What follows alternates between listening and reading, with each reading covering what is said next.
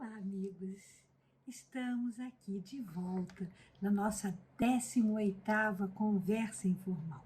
E hoje nós falaremos sobre oratória e o gesto, a inspiração dos grandes oradores, escritores e oradores, o verdadeiro mérito e, por último, a influência da música.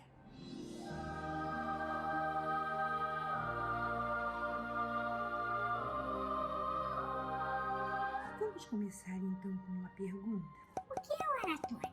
Oratória é uma arte de falar em público, mas falar de uma forma clara, objetiva, bem estruturada. A oratória ela é considerada como uma forma específica de comunicação. Discursar, falar em público, ganhar a atenção de uma plateia ou mesmo encantar esta plateia, todas essas características como habilidades artísticas. E aí eu pergunto: E quais são os objetivos da oratória?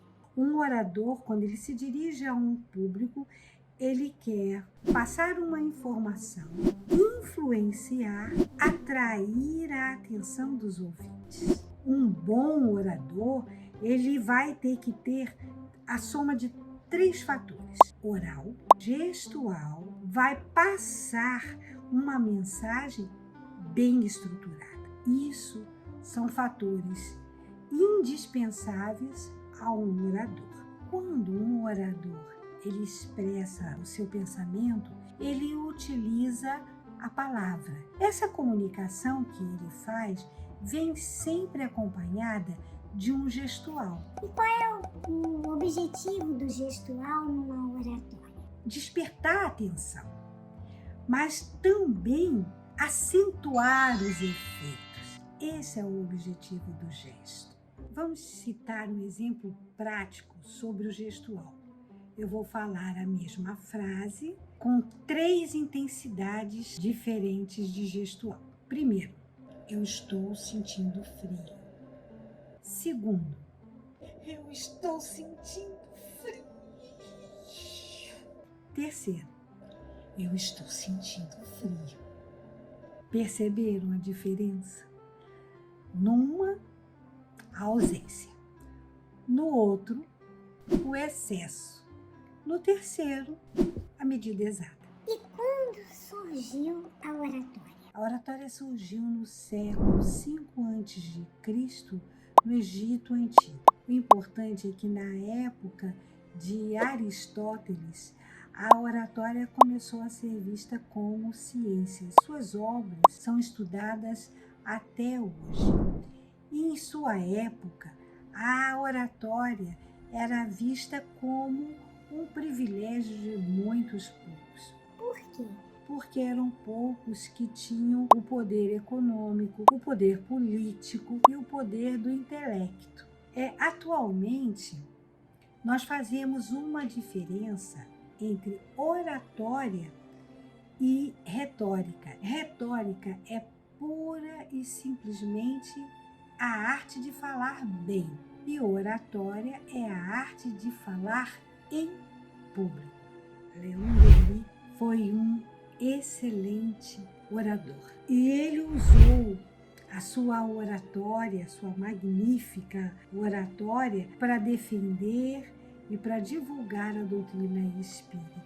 Denis nos relata de que forma os grandes oradores recebem inspiração espiritual através de ondas muito rápidas. Vem ao orador expressões verbais, imagens, formas, e diante disso eles começam a impregnar todo o seu discurso com essas imagens, com essas formas, e dessa maneira eles envolvem as multidões, a sua plateia. O orador começa a se sentir erguido da terra, sendo levado através de uma corrente irresistível. Então, o que ele nos diz? Que em seus discursos ele sempre recebeu muita ajuda do seu guia espiritual, do seu mentor, que era o Jerônimo de Praga.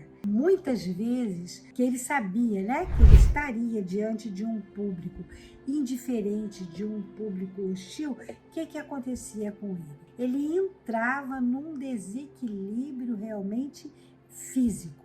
Ele era atacado por uma enxaqueca fortíssima. O que Leon Denis fazia? Nesse momento ele parava, né? Fazia uma prece fervorosa ao seu guia protetor, pedia que ele o ajudasse. Jerônimo de Praga o magnetizava, todos aqueles sintomas iam desaparecendo e aí ele conseguia fazer o seu discurso, né? Certa vez, Leon Denis, ele tem um exemplo vivo de como isso tudo acontecia. Ele foi convidado para uma cerimônia em homenagem a Joana d'Arc numa igreja. E num dado momento, um padre sobe, um padre bem jovem, sobe até ao púlpito, começa a iniciar o seu discurso, a sua oratória. E aí essa senhora que acompanhava Leon Denis fala baixo ao seu ouvido: Leon, Jerônimo de Praga encontra-se no púlpito junto com o padre. Ele está atrás do padre. E aí Leon Denis começa a ficar o quê? Atento aos acontecimentos. E aí o que ele observa? Que o padre inicia o seu discurso de uma maneira calma, mas aos poucos a voz vai se tornando o quê? Vibrante, né? E com inflexões poderosas. E aí ele começa a perceber que essa inflexão, esse tom de voz, essa maneira como o padre, o jovem padre falava, como é que repercutia em toda a igreja. Cada pessoa ali presente começava a ser envolvida pela palavra entusiasmada, né, empolgante do padre. E aí ele começou a ver a sua própria situação naquele momento, né? O que acontecia com ele? Leon Denis, ele vai nos falar agora da influência da música no contato com esse canal inspirador. E aí ele nos faz o seguinte relato. Quando ele chegava em alguma cidade e ainda para fazer alguma conferência e ainda possuía muitas dúvidas sobre o tema a ser falado, o que ele fazia? Ele ia a um teatro lírico e ficava envolvido a se embalar pela obra musical. Sobre a ação, né, dos instrumentos, das vozes, né, uma onda de ideias ia surgindo em sua mente, no seu cérebro. E aí começava a desabrochar, né, pensamentos, né, imagens. Tudo isso acontecia, como ele fala, né, das profundezas do seu ser. Nesse momento, muitas vezes ele até determinava o tema da conferência. Ele nos afirma que não teria silêncio no mundo que fizesse tudo isso desabrochar, como ali estava acontecendo diante da música. Na Terra, é através do pensamento que é expresso tanto por palavras orais como por palavras escritas que nós buscamos nos instruir e nos comunicar com a fé. Mas no espaço, no mundo espiritual, é a música, que é a expressão sublime do pensamento divino.